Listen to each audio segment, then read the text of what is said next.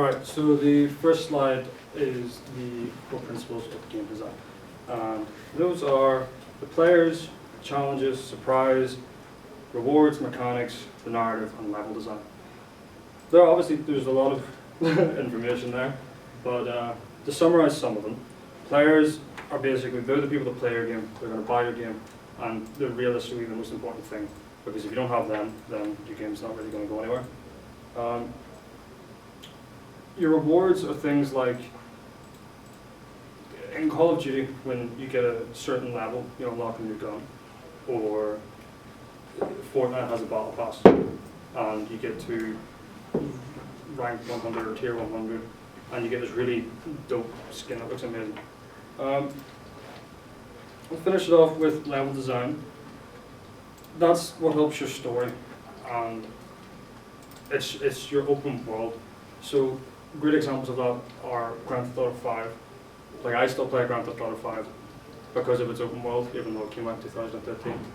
And another one would be Skyrim, because, well, Skyrim's out on everything, including Alexa. And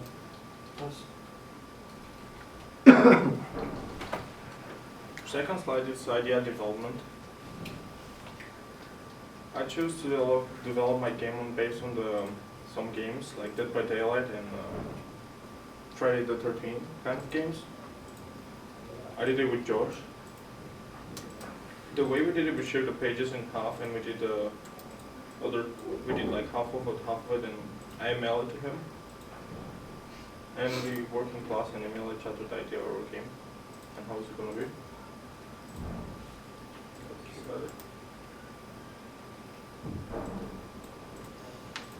Alright, so the genre of our game was horror adventure, and as Rars mentioned, Dead by Daylight was a really big PC game. It was, in my opinion, probably the best horror one that came out in years, and then after that there was Friday the 13th.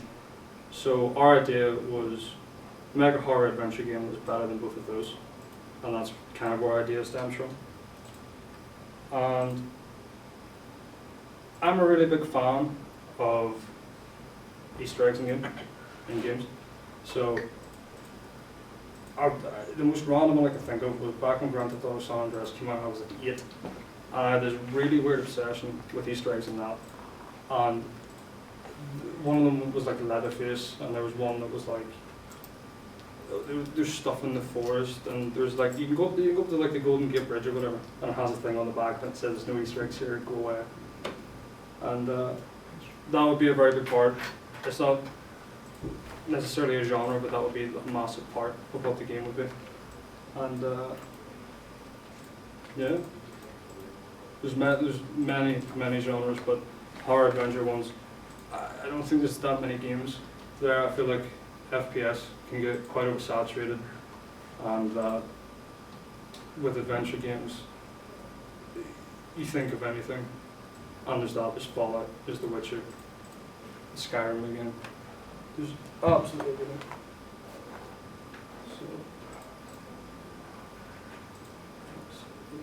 The next one is synopsis.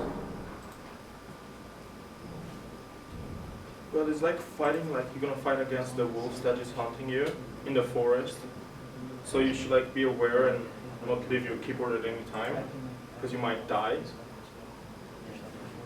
Like you can craft guns in the game, you can like find medkits and skills that will protect you against the wolves, because the forest is filled with a lot of guns and protection against them. So you just have to kill them or get away with them. That's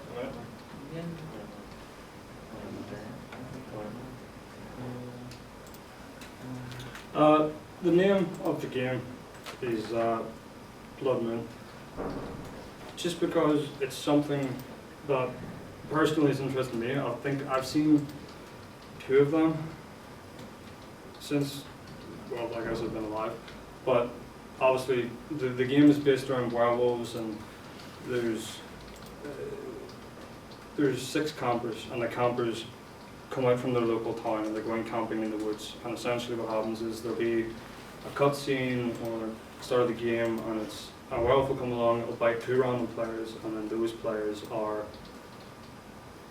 the new werewolves. Like it'll take like a minute, and the campers can run away, and then they'll transform into the 2 werewolves, and then they hunt down the 4 other campers. So in total, it would be about 6 players in a match or a hunt. And yeah, it's based around werewolves, which is why it's called Blood Moon. Yeah.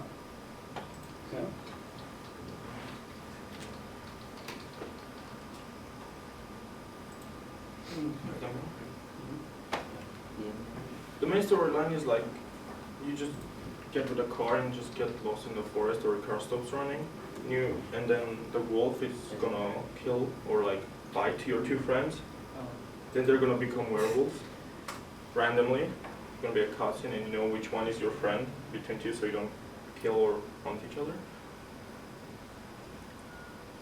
To escape, you mainly have to fix the car, to find the parts in the car, because there are going to be parts around where you can craft the parts, or kill the wolves to survive. So you have like 2 choices: fix the car and get out of the forest before they kill you, or kill the wolves and you win the game. That's kind of it for the narrating of an object.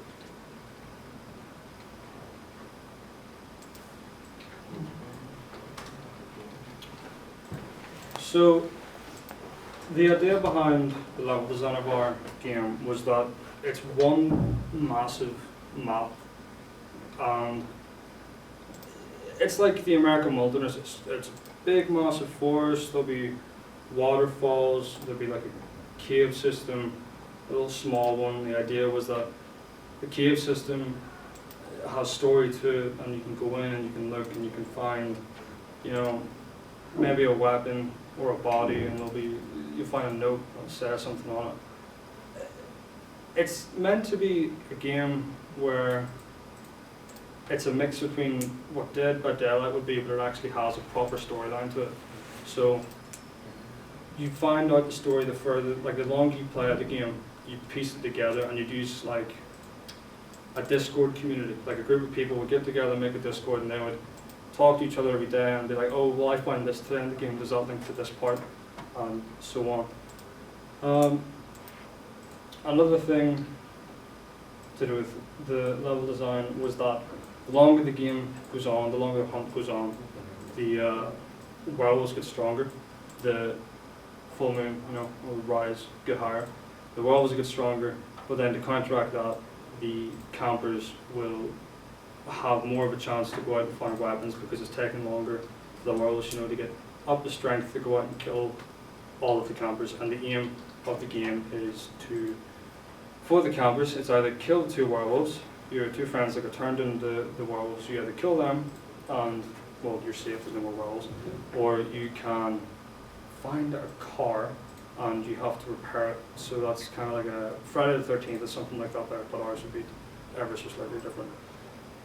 And yeah, basically the map, it would have an immense amount of like little hidden secrets, and I had this weird idea to have like, you could have a hidden bunker, and that's a new way, like you find that, and that's a new way to, you know, escape the game, because the world's not going to be able to, you know, come in through a big metal and concrete door.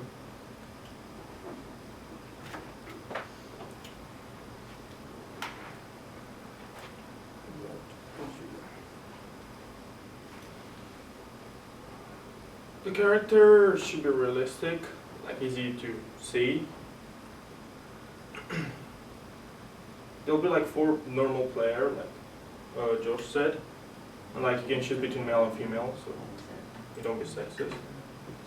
Then 2 wolves. You can like customize the wolves and wherever you want. The skills will be different among the wolves and the humans. You can have like blood scent. You can like smell the blood from the closest player, or like human. There's gonna be like fast feet. You get an additional boost, maybe for humans. And decoy, you can create like a decoy or like a flashback, so you can distract the wolves so that you don't get killed that easy. Or like for humans, you can have like a fast regenerate. You can use it maybe like for like 2 minutes in the game. For 2 minutes, so it's also been like too overpowered for humans. You can have like a quick recovery. You can instantly heal without like losing the medkit or something. And like you can put traps around the forest, so you can like catch the wolf and like kill him. I think that's it for crafting.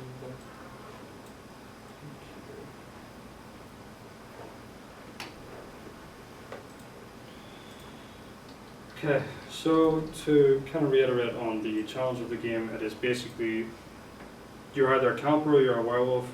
Campers escape or you die from the werewolves. The werewolves have to kill you to win. Campers have to escape or kill the werewolves to win.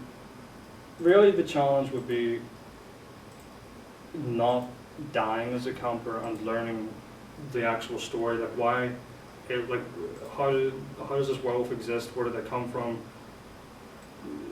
There was an old cabin. I think it's somewhere later on. I think it's in assets. There's an old cabin idea where you could go in there and there's a notebook, and the notebook will have story in it, or it'll research or people that came before you. There would be no real boundaries bar, well, at least I would, if possible, make the most, like, a game that has very little boundaries, the only boundary being like the outer ring of the map. So obviously you can't just run off, the map doesn't go on forever, there'll be mountains that surround it, you know, invisible wall, that kind of thing. There would be many resources in the game, weapons, health kits. You know, one of the specific things was wolfsbane was like a poison that campers could use so that they could put it on their weapon, like a blade or an axe or anything, you know. Survive, don't die, if you're a werewolf, you know, succeed in hunting down campers.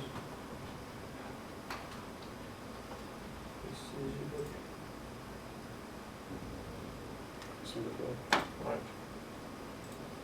The game will have like a surprise in it, like grab attention to give any options for the gamers. Like jump scares, maybe some Easter eggs and mystery about the storyline and what will happen in the next. It's grabbing your attention by making you like always be scared, kind of like in a horror movie, just like you don't know where the wolf is gonna just appear and like maybe kill you or scare you.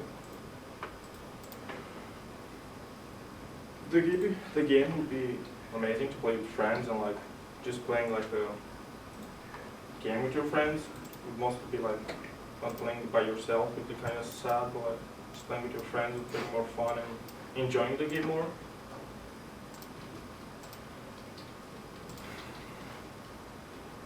As you progress through the match, you'll unlock more scary and cool cosmetics to show to your friends or like apply your character,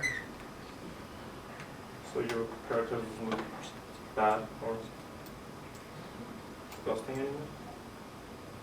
I think. Did that include? Oh, mechanics. Okay, so mechanics would be things like puzzles, or you have to run from the werewolf. It's a pretty basic one.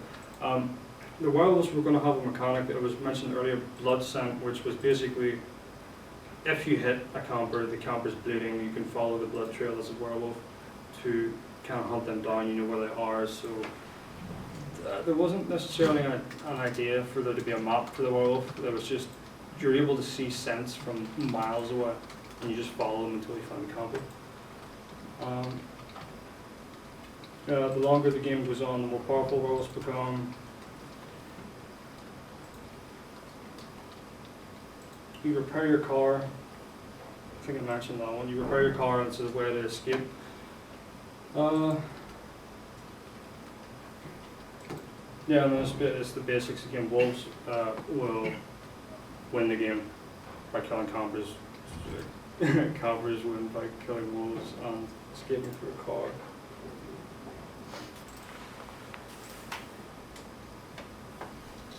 That is assets.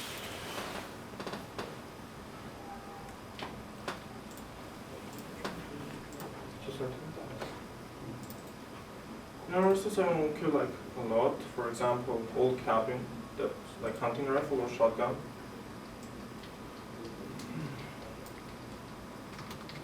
So each match you'll be able to find a gun to defend against the wolves.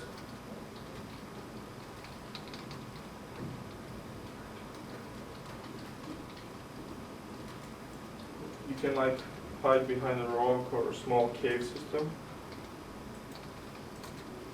You can find unique weapons in the cave or like the bigger loot places. It's gonna be all randomly, so you have to find all the map. You have to find it on the map. We would like the game to be alive and live in.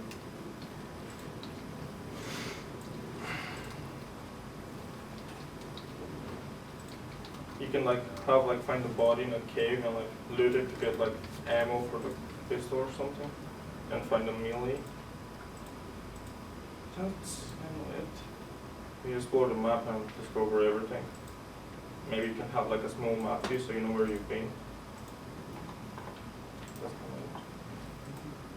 kind of it. Just to further on assets, it would be different trees, different sizes of trees, different bushes, different sizes of rocks you can hide behind. You know, the bigger ones, the smaller ones, you're not going to get as much cover behind. The old cabin I mentioned earlier with a notebook in it, that was one of the assets, or one of the ideas. There was a waterfall, and because it's based in a forest, I didn't want it being just completely trees and nothing, so there was like an idea of a river running through it, and there'd be a waterfall somewhere, and then a waterfall that wasn't too big, but it was big enough to go behind. And one of the mechanics I forgot to mention was that basically you walk into the water and werewolves can't smell you. It's like, I think that's what happens with dogs. I'm ripping off from Game of Thrones. But yes, another asset would have been so dead deer or dead rabbits, but decomposed, so it would have been their bones like scattered in a cave, or you'd randomly see like a freshly dead deer, but it links into the game because that's something that werewolves would have been able to feast on, and that's how they get like a little bit of health back instead of having health back. So then you know there's a werewolf around. And as Rara said, we wanted the entire map, because it was going to be so big, we really wanted it to feel lived in and alive. So there was other things like owls that would just, make the hoot sound, and randomly, it wouldn't be constantly, it'd be like, it would just go off, and it'd be kind of a surprising thing. And it would, yeah, that is basically what the game is.